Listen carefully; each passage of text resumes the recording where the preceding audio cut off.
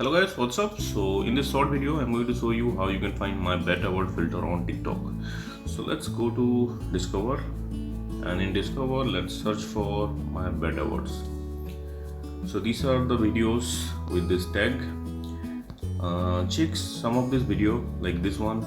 At the bottom left corner of the screen you can see the effect icon.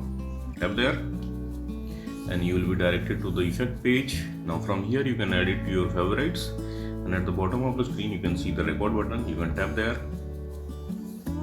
and from there you can get the effect. And if you are not find the effect here, then you can go to, 1 minute, let me go out of here.